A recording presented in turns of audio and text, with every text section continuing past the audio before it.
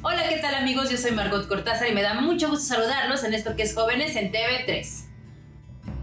La tarde del 27 de marzo de 1662, en lo que hoy conocemos como la ciudad de Oaxaca, un grupo de jóvenes de origen español jugaban a los dados en una tienda de sombreros, cuando entre el bullicio apareció un mulato, esclavo, que destacaba porque iba bien vestido. Su nombre era Miguel de la Flor. Miguel se sentó en la mesa para apostar.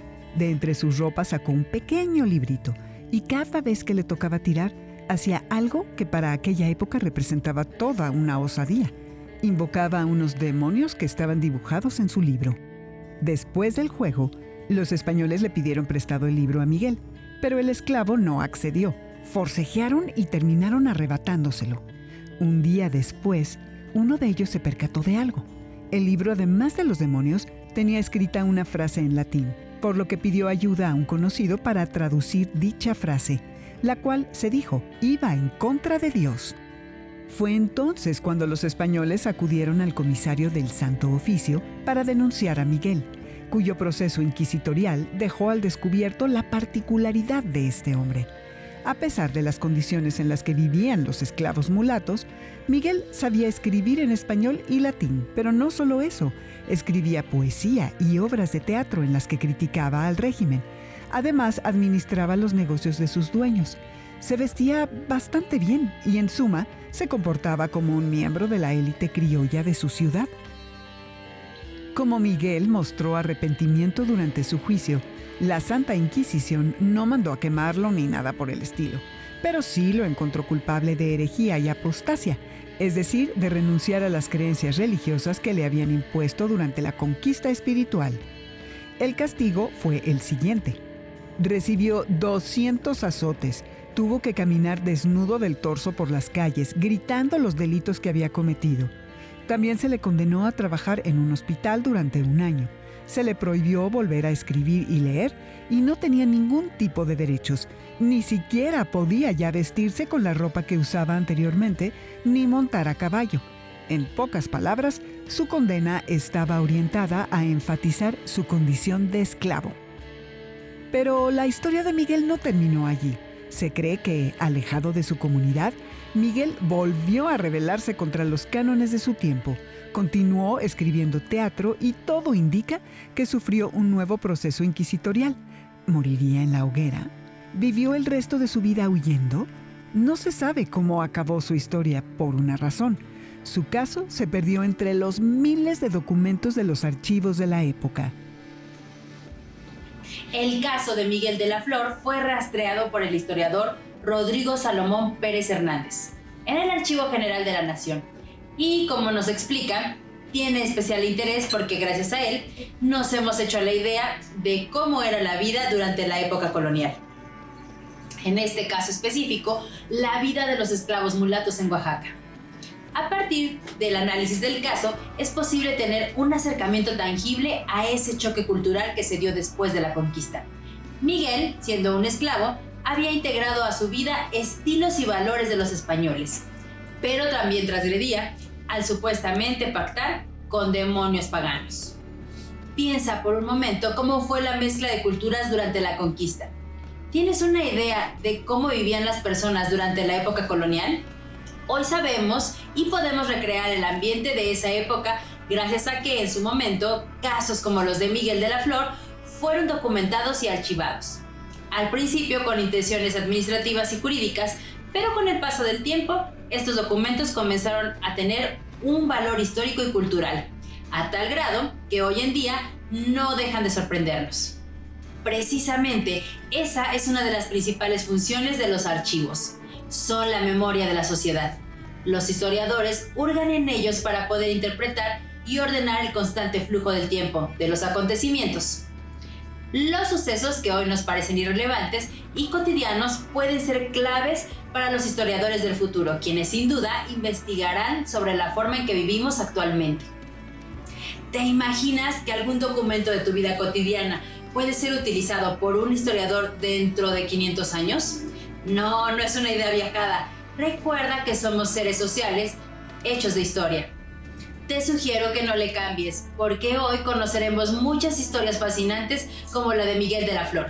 Descubriremos la importancia que tienen los archivos en la construcción de la historia. ¿Te suena aburrido? Te sorprenderá lo divertido que puede ser. Yo soy Margot Cortázar y este es tu programa Conciencia Histórica. El pasado no ha pasado. ¡Conéctate! Hace miles de años en Sumeria, territorio de la antigua Mesopotamia, existió un rey llamado Gilgamesh, quien se convirtió en un déspota con su pueblo. Cansados de él, los sumerios se quejaron ante los dioses, quienes mandaron a Enkidu, un ser salvaje, para acabar con el gobernante. Sin embargo, el plan de los dioses no resultó. Gilgamesh y el monstruo se convirtieron en amigos. Juntos emprendieron una serie de aventuras que encolerizaron a los dioses, sobre todo a Ishtar, diosa del amor a la que Gilgamesh despreció. Como castigo, la diosa mandó un poderoso toro del cielo, pero Gilgamesh y su amigo lo derrotaron. Ante esto, Ishtar tomó una terrible decisión. Terminó con la vida de Enkidu. La muerte de Enkidu destrozó a Gilgamesh, y por esta razón viajó en busca de unos sabios ancianos para que le revelaran el secreto de la vida eterna. Estos ancianos fueron los únicos sobrevivientes de un terrible diluvio que arrasó con todo en la tierra. Los ancianos le explicaron a Gilgamesh la imposibilidad de su petición, pero le dijeron en dónde se encontraba la flor de la juventud, en las profundidades del mar. El rey consiguió la flor, no obstante, mientras nadaba de regreso a la tierra, una serpiente le arrebató la flor. Solo entonces Gilgamesh aceptó la muerte y que la vida eterna únicamente le pertenece a los dioses. ¿Te gustó la historia del rey sumerio? ¿Identificas algunos temas? El poema de Gilgamesh es probablemente el texto literario más antiguo que conocemos. Tendrá fácil unos 5.000 años de existencia. Y si sobrevivió al paso del tiempo es gracias a una serie de extraordinarios sucesos. Checa el dato. Aproximadamente en el año 800 antes de nuestra era, el rey Asurbanipal de la ciudad de Nínive, con la finalidad de heredar el conocimiento a las futuras generaciones, mandó a transcribir todo lo que se sabía del mundo en tabletas de arcilla, pues por aquel entonces no existía el papel ni los libros. Se reunieron tablillas de todas las series de conocimiento y se guardaron en la casa del rey. Así fue como nació la primera biblioteca del mundo, por extensión, el primer archivo de la historia, pues en un principio las funciones de las bibliotecas, como la famosa de Alejandría, y los archivos no estaban claramente delimitadas. En el año 612 antes de nuestra era, la ciudad de Nínive cayó a manos de invasores y quedó sepultada bajo los escombros. Poco se sabía de ella, hasta que en el año de 1845 se localizaron sus restos, y entre ellos se encontraron las tablillas de arcilla de la biblioteca del rey Asurbanipal. Gracias al archivo de los sumerios, hoy podemos tener una noción de cómo era la vida en la antigüedad y de la forma en que nos hemos ido desarrollando. Si te das cuenta, algunos de los temas del poema de Gilgamesh siguen siendo muy importantes para nosotros. ¿Te suena lo del diluvio? ¿Cuántos escritores habrán tocado el tema de la vida eterna a lo largo de la historia? La literatura tiene la capacidad de tocar esos temas trascendentales. Pero aquí habría que matizar algo súper importante. Nos centramos en el tema de Gilgamesh, porque es el más famoso y bello. Sin embargo, entre los documentos de los sumerios también se encontraban arcillas que tenían una función: llevar las cuentas de la ciudad, organizar el comercio. Los primeros documentos de la humanidad tenían la simple intención de registrar y ordenar las transacciones comerciales. Eran pues documentos administrativos. Vamos a clavarnos un poco. La sociología del conocimiento y la psicología nos explican que existen diferencias entre lo real y la realidad. Por ejemplo, para el psicoanalista Jacques Lacan, lo real es un todo inabarcable, inexplicable. La realidad, en cambio, es un proceso de construcción discursiva, es decir, construimos nuestra realidad a partir de los textos que consumimos y de lo que escribimos. Esto es muy importante porque hay que entender que, desde la perspectiva histórica, esos textos son documentos de todo tipo que en un inicio probablemente tuvieron ciertas funciones, pero con el paso del tiempo se convirtieron en poderosas fuentes de información. para ayudar a los historiadores a construir o reconstruir la historia, misma que puede estar llena de recovecos, bucles, y ni siquiera es lineal ni progresiva como normalmente pensamos. Todos los días los historiadores descubren cosas nuevas en... ¿adivinaste? Los archivos. Así, por ejemplo, un documento jurídico o comercial de los griegos hoy en día puede ser para nosotros un valioso documento que forma parte del patrimonio histórico y cultural. De hecho, los primeros que hablaron de un archivo como tal fueron precisamente los griegos. En un principio, esta civilización contaba con una figura, el mnemo, del griego memoria, que se encargaba de memorizar las transacciones comerciales de la ciudad, hasta que comenzaron a documentar y archivar los nacimientos y los derechos de propiedad. Para los griegos era impensable tener un buen gobierno sin el orden que facilitaban los archivos. Incluso los documentos eran tan importantes que había lugares específicos para guardarlos, espacios asociados a deidades y a la buena práctica política. De esta forma, desde la antigüedad sabemos que los documentos, y por extensión los archivos, tienen 3 etapas de vida. La fase activa, en la que se crean y archivan documentos como funciones administrativas. La fase semiactiva, en la que los documentos ya cumplieron su función y únicamente se consultan de manera ocasional. Y generalmente la fase inactiva, en la que el documento ya no tiene interés administrativo, pero sí puede adquirir un valor histórico. La cuestión aquí es determinar qué es digno de convertirse en un documento histórico y qué no. O dicho de otra forma, ¿qué es un montón de papeles inservibles y qué es un archivo? No se vale que te quieras quedar con un altero de papeles en tu cuarto argumentando que pueden servir a la historia. El doctor Enrique Reicherberg es experto en archivos y nos explicará un poco sobre cómo un historiador busca datos relevantes en los documentos. ¿De qué manera un documento de un archivo administrativo se convierte en un documento con valor histórico? En sí mismo no tiene un documento valor histórico. Es el investigador quien le confiere ese valor histórico en función del objeto que está intentando investigar. ¿Cómo es el trabajo de un historiador cuando se adentra en un archivo?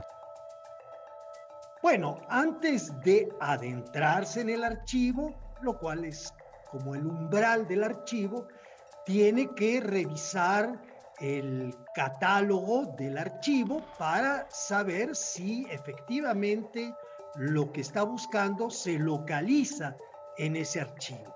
Entonces, ¿cómo es que uno sabe que en tal archivo se encuentran la documentación que uno está buscando?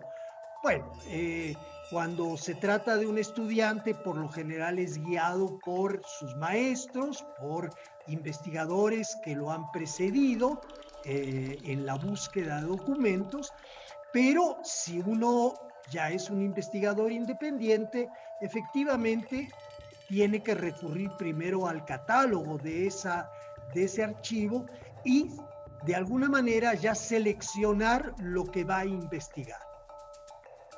¿En qué momento un historiador se da cuenta de que está ante un documento importante? Uno se da cuenta que el documento es importante para la investigación que uno está realizando. A veces en la investigación histórica uno intenta conocer un personaje, una época, pero no encuentra el respaldo empírico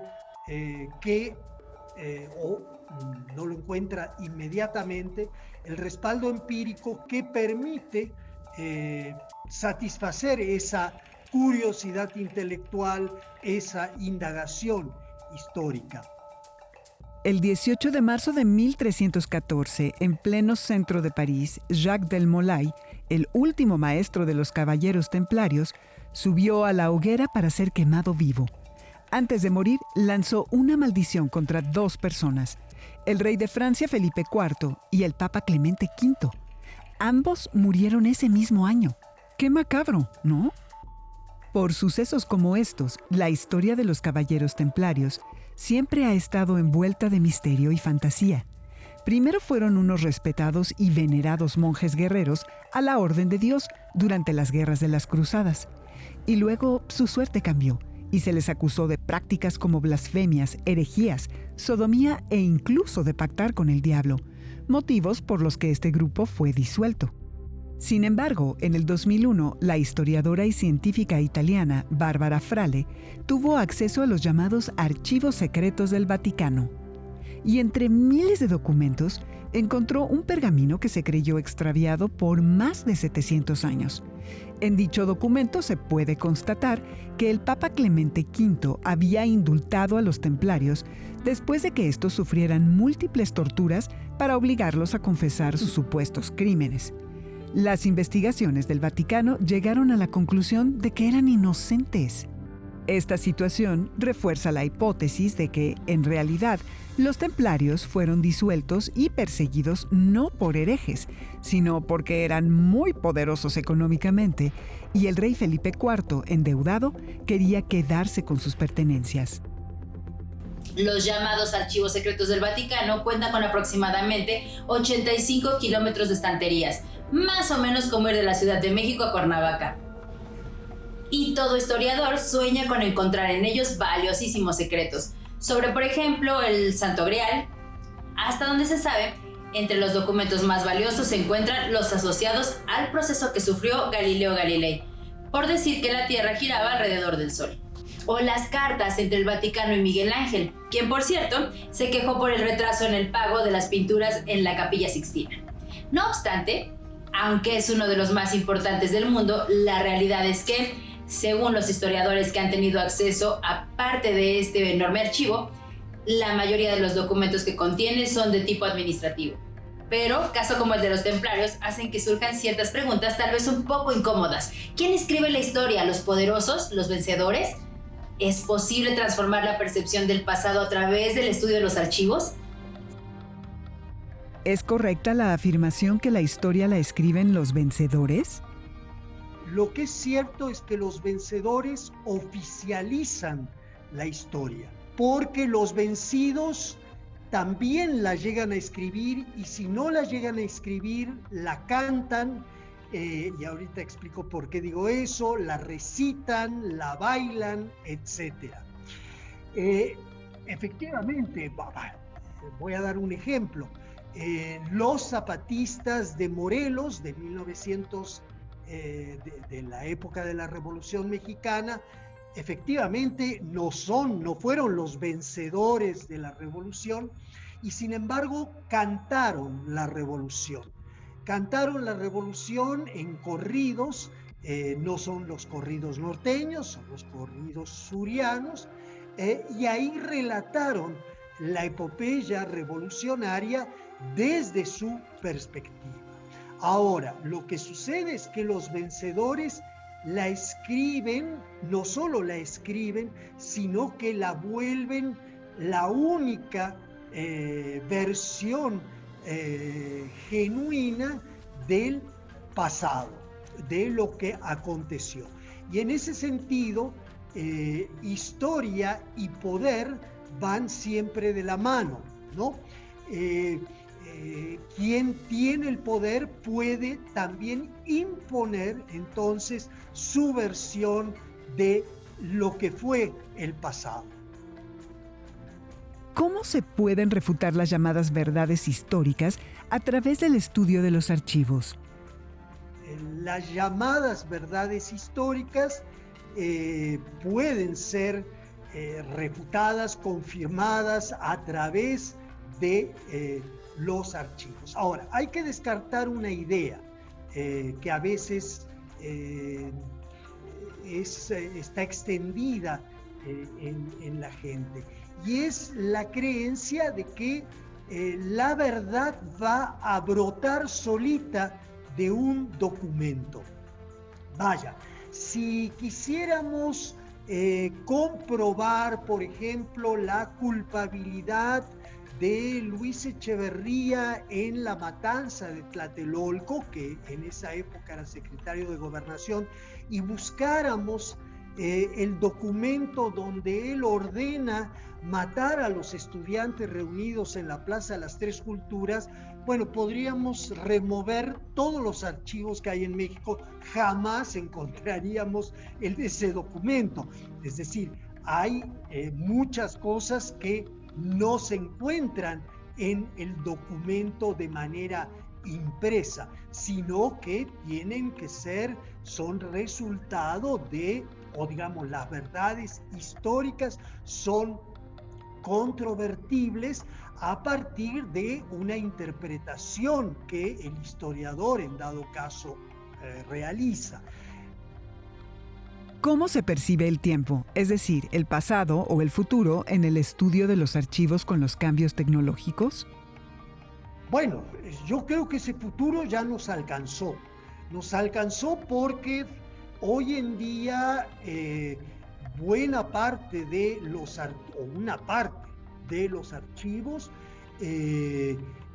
están digitalizados. Esto significa que no necesariamente tenemos que acudir a los repositorios de documentos, sino que desde nuestra casa y con la ayuda de una computadora podemos acceder a esos archivos. En el sarcófago del faraón egipcio Tutankamón apareció una frase lapidaria: he visto el pasado, conozco el futuro. De ahí la importancia que tiene preservar la memoria a través de la documentación y los archivos, pues a partir de ellos podemos construir nuestra propia narrativa, la historia que nos construye nuestra identidad, o incluso verificar, refutar hechos o dichos importantes, enorgullecernos de nuestros antepasados o bien disfrutar y conmovernos con sucesos históricos. Y por qué no, también informarnos para que no vuelvan a ocurrir ciertas atrocidades. ¿Me explico? Recientemente en España, a través de la investigación en archivos hemerográficos y oficiales, fue posible reconstruir la vida de un hombre nacido en Guinea llamado José Evita Momo, quien durante la Segunda Guerra Mundial salvó vidas y saboteó a los nazis.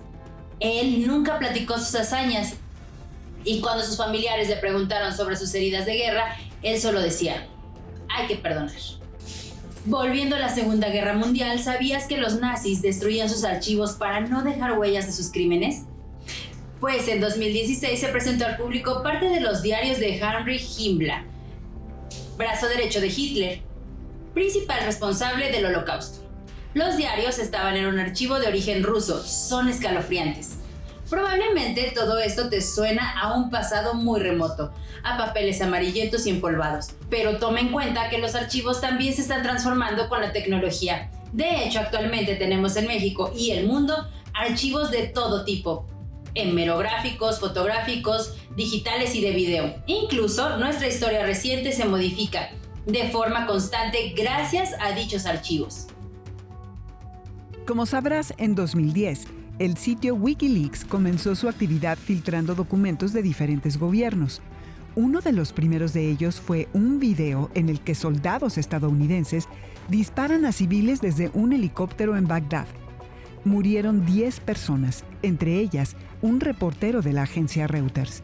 Esta situación fue un escándalo mundial que contribuyó a cambiar la percepción sobre la guerra en Irak, es decir, corrigió la historia oficial, o aquella que se pretendía fijar en la memoria.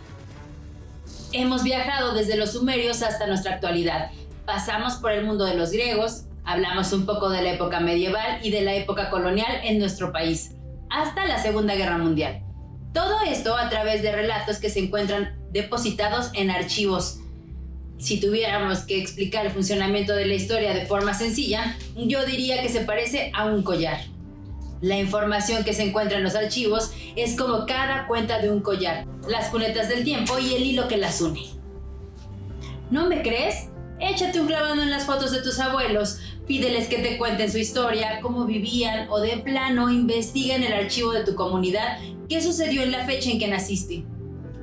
Pero de hace 50 años. Seguro que encuentras cosas muy interesantes. Yo soy Margot Cortázar y te invito a que estemos en contacto a través de nuestras redes sociales que tienes en pantalla. ¡Hasta la próxima!